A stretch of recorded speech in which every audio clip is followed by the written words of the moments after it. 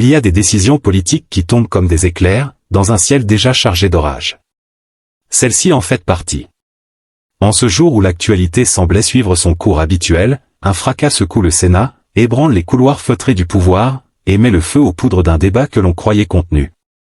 Bruno Retailleau, figure de la droite conservatrice, est brutalement écarté. Officiellement, rien n'est dit. Officieusement, tout s'agite. Car derrière ce limogeage brutal, un soupçon gagne les esprits, et si l'Algérie était indirectement derrière cette éviction. Depuis plusieurs semaines, les tensions étaient palpables. Les discours de Retailleau dérangeaient. Ferme sur les questions migratoires, intransigeant sur l'identité française, hostile à toute forme de repentance coloniale, son verbe portait loin. Trop loin, semble-t-il. Car soudain, tout s'arrête. L'Élysée tranche, et le silence se fait. Un silence pesant, presque complice. Un silence qui laisse place aux rumeurs les plus troublantes. Dans les coulisses diplomatiques, certains évoquent des pressions venues d'Alger, discrètes mais persistantes.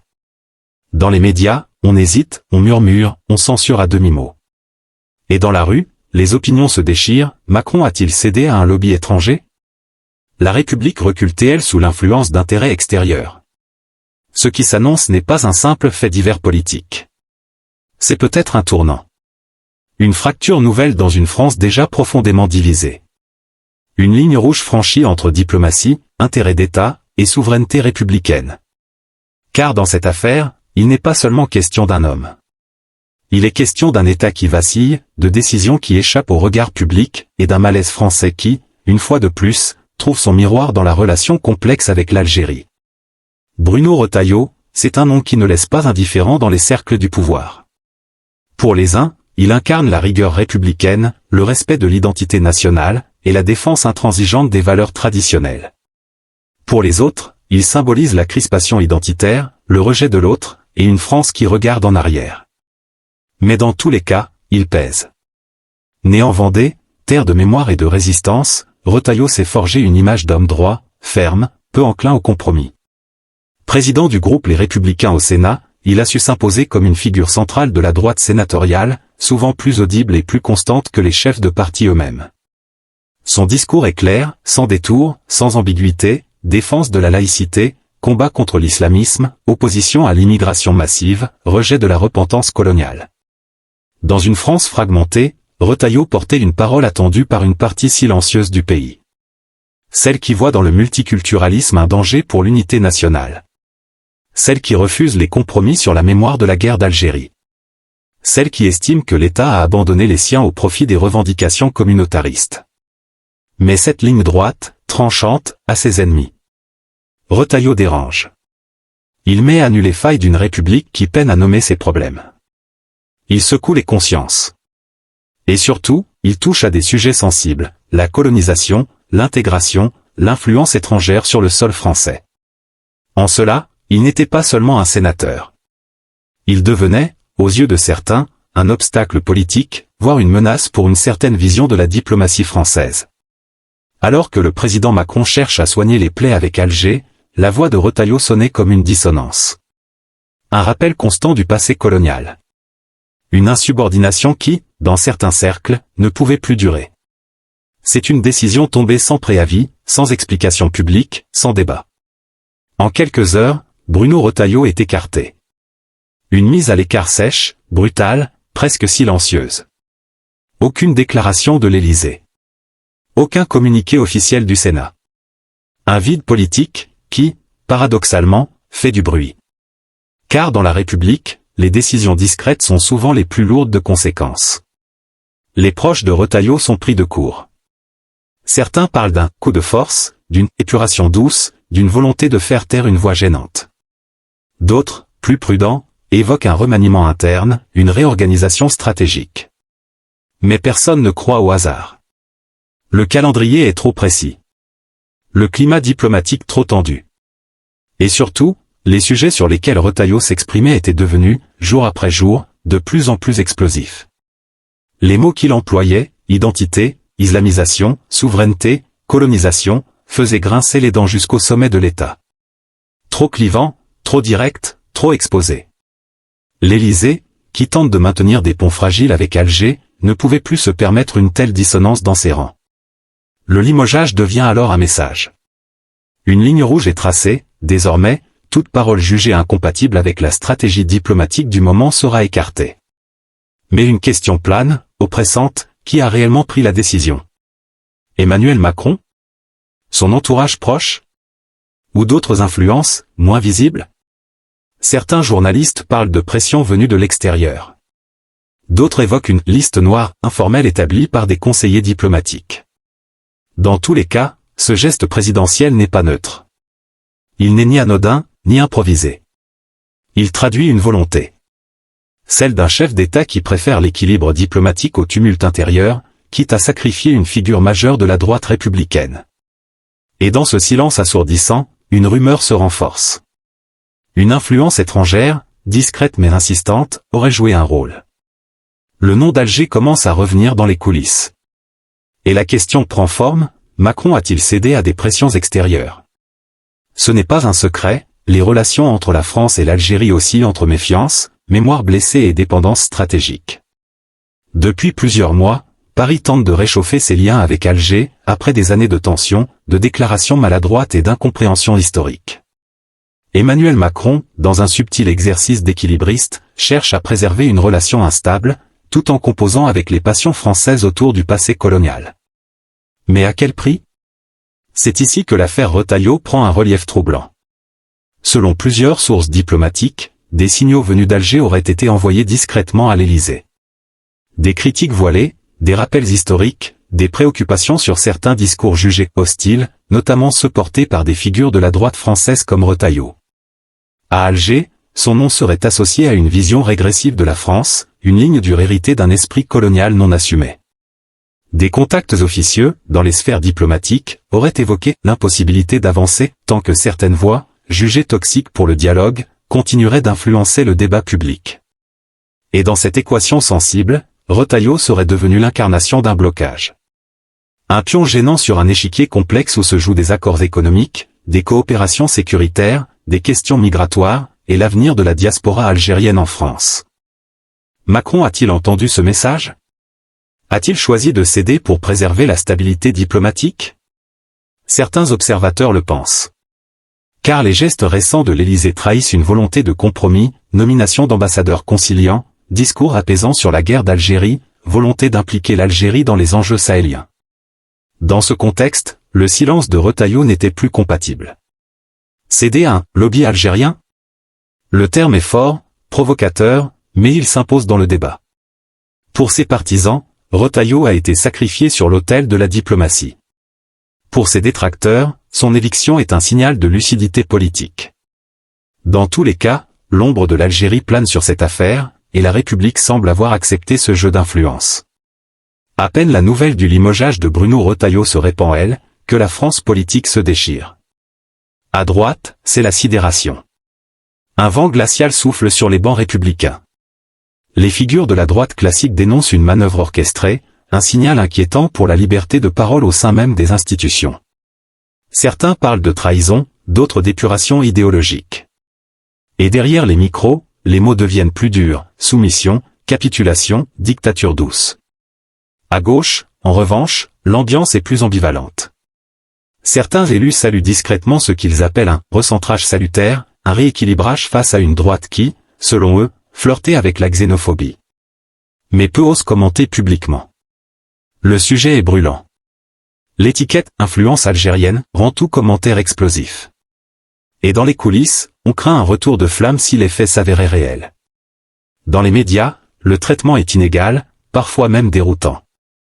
Les grands journaux du soir évoquent prudemment un changement stratégique, sans trop s'attarder sur les causes. Les chaînes d'information en continu ouvrent des débats sans fin, mais souvent creux. Seuls quelques éditorialistes indépendants posent la question taboue, et si cette éviction venait d'ailleurs? Sur les réseaux sociaux, le feu s'allume. Les camps s'affrontent, les hashtags s'enflamment. Pour les uns, Retailleau est un martyr politique.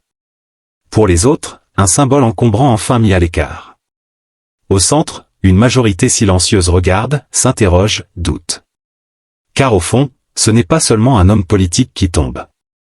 C'est un équilibre fragile qui vacille entre liberté d'expression, autorité présidentielle et pression étrangère. La fracture est là. Visible. Incontournable. Et cette affaire Retailleau, au lieu de calmer les tensions, les ravive. Car ce qui était perçu comme une crise institutionnelle devient un miroir brutal de la France d'aujourd'hui, écartelée, méfiante, et profondément divisée sur son avenir. Pour comprendre la véritable portée du limogeage de Bruno Retailleau, il faut plonger dans le cœur des sujets qu'il portait. Des sujets brûlants, inflammables, que la République peine à nommer sans s'embraser, l'islam en France, la pression migratoire, la place de la mémoire coloniale dans l'espace public. 3 lignes de fracture. 3 terrains minés. Et Retailleau marchait dessus avec une détermination glaciale. Sur l'islam, il ne ménageait pas ses mots. Sans sombrer dans la caricature, il dénonçait la montée de l'islamisme, le contournement de la laïcité, et ce qu'il appelait un glissement communautariste silencieux dans certains territoires.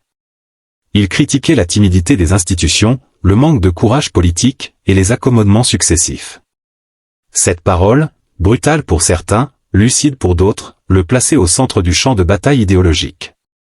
Sur l'immigration, il parlait d'un système à bout de souffle, d'un modèle d'intégration qui ne fonctionne plus, et d'une politique migratoire aveugle, où la générosité française se retournait contre elle-même. Il appelait à une refonte des lois, à un filtrage renforcé, à une reprise en main du territoire. Là encore, ses positions divisaient, mais elles trouvaient un écho croissant dans une population fatiguée d'un discours lénifiant. Mais c'est sur la mémoire coloniale, plus encore, que Retailleau devenait une cible. Refusant toute forme de repentance, opposé aux excuses officielles réclamées par l'Algérie, il affirmait que la France devait assumer son histoire sans se flageller. Pour lui, céder aux injonctions mémorielles, c'était ouvrir la porte à une relecture idéologique de l'histoire, dictée non par les faits, mais par des intérêts politiques. C'est cette trilogie islam, immigration, colonisation qui faisait de lui une voix singulière. Une voix que l'Élysée, dans sa stratégie de réconciliation avec Alger, ne pouvait plus tolérer. Car à travers Retailleau, c'était tout un discours souverainiste, patriote, et rétif au compromis qui s'exprimait. Et dans une France où l'histoire coloniale reste une blessure ouverte, où l'islam interroge les fondements même de la laïcité, où l'immigration transforme les équilibres sociaux, sa parole était devenue, aux yeux de certains, trop dangereuse pour être libre. Dans cette affaire Retailleau, le silence d'Emmanuel Macron vaut tous les discours. Il ne dit rien, mais son geste parle fort. Il écarte, sans justification, une figure politique qui cristallisait les tensions. Et dans ce vide, une interrogation s'impose, le président maîtrise-t-il encore son autorité, ou tente-t-il de l'exercer dans un équilibre devenu impossible? D'un côté, on voit le calcul stratégique. Macron n'ignore rien du poids que représente l'Algérie dans l'équation française. Les intérêts sont multiples, coopération sécuritaire au Sahel, lutte contre l'immigration irrégulière, stabilisation de la diaspora franco-algérienne, et surtout, un accès privilégié aux ressources énergétiques du Sud. À ce prix-là, sacrifier une figure clivante comme Retailleau peut apparaître comme un geste de lucidité, un acte diplomatique camouflé sous une réorganisation interne.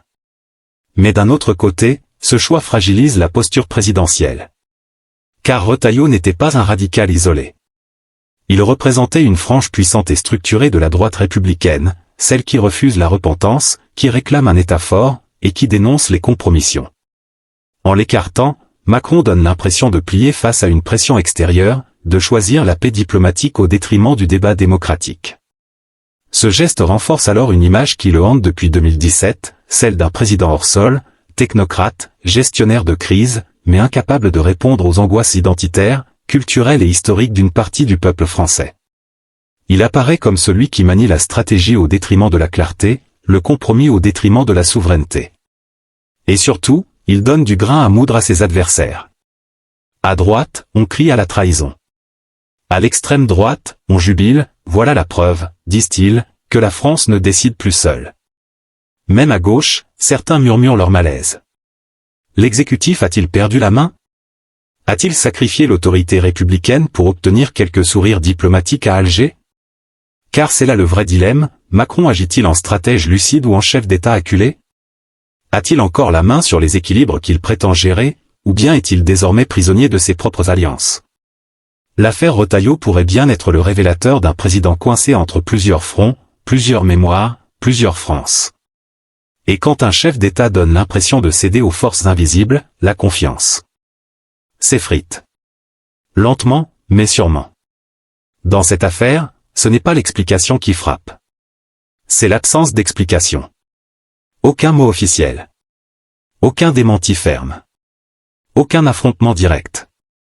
Le pouvoir avance masqué, comme s'il cherchait à étouffer une affaire avant même qu'elle ne s'enflamme. Mais ce silence, pesant, opaque, nourrit les soupçons.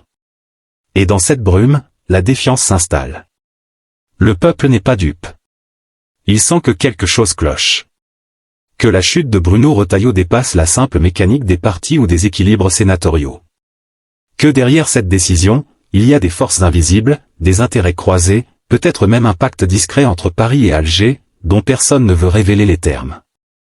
Et pendant que l'Élysée garde le silence, les rumeurs courent. Retailleau a-t-il été sacrifié en échange d'un soutien géopolitique? A-t-il été désigné comme obstacle à la nouvelle diplomatie macronienne?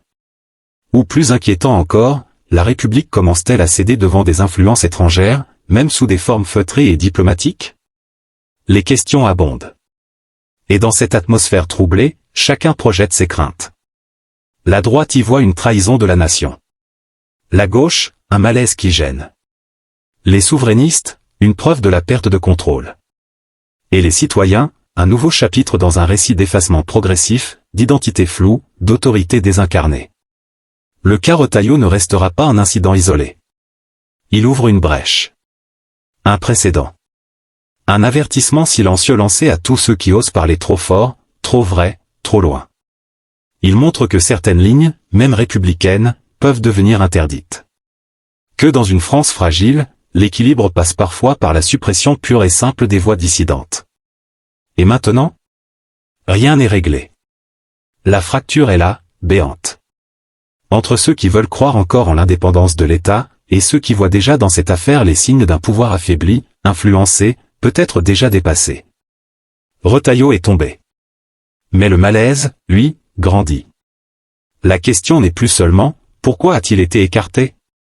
Mais jusqu'où ira cette logique? Et qui sera le prochain?